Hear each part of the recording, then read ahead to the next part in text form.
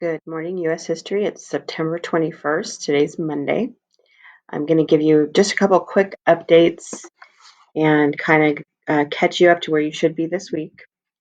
So, first of all, I'm starting out in the virtual classroom and I'm going to go through the schedule in just a minute.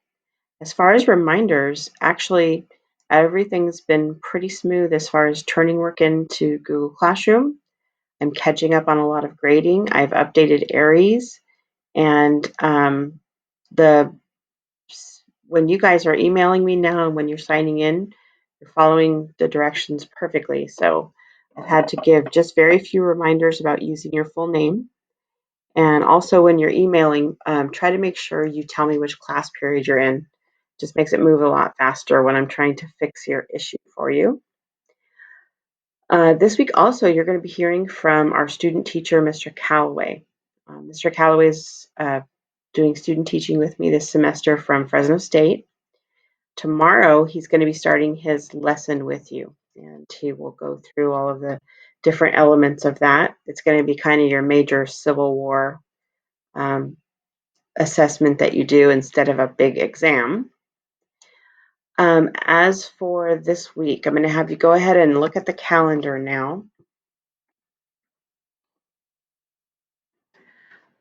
This is a preview of this week. You can see today's Monday, so I'm talking about some general updates in the agenda. Mr. Calloway did an intro video that I posted. I may play it for the later classes, like period 6 and 7, because the rest of the classes met Mr. Calloway. He's been in our Zooms and he introduced himself. He's going to be talking this week about Civil War social changes and give you a assignment based on that. You do not have a new notes today because of that. Your notes will start tomorrow. We're going to do that via Screencastify. It's the easiest way. Also, I think I finished the process to get us to show Glory, so I'll be previewing Glory the later part of this week, and then we will be watching it next week. As far as the notes you should have right now, the topics we've covered so far that you should still have in your folder are slavery in America, 1619 to 1865, the American Civil War, 1861 to 65, and then the one you're going to start tomorrow is called Civil War Social Changes. You don't have that topic yet, but you will, so I just wanted to make sure I listed it there so I didn't forget. As far as what is due today, I'm just going to quickly kind of close this. I'm going to take you in and make sure when you go into the stream part of Google Classroom, that's where you see today's updates. When you go in the classwork part, you'll see the things that I've assigned for points kind of in order here. I number them just like I do in Aries. The last two assignments, I wanted to make sure you had time to do before Wednesday. I've been putting in the Constitution Interactive Notebook. And if you can't remember, that was the one that looks like this, and you were filling in the different elements of the Constitution. The John Brown painting analysis, we actually kind of did together in class a little bit. I showed you how to move the call outs to where they belong on the slide. That one I'm also going to be putting in the grade book. So you can see the last two assignments are listed there for you. For today, you're going to have a very quick activity called Common Lit. It's going to be linked in Classroom.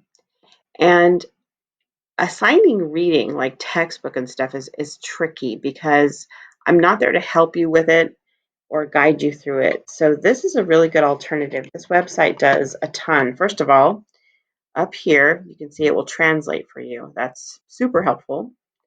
There's a little highlighting tool to help you highlight stuff you may need.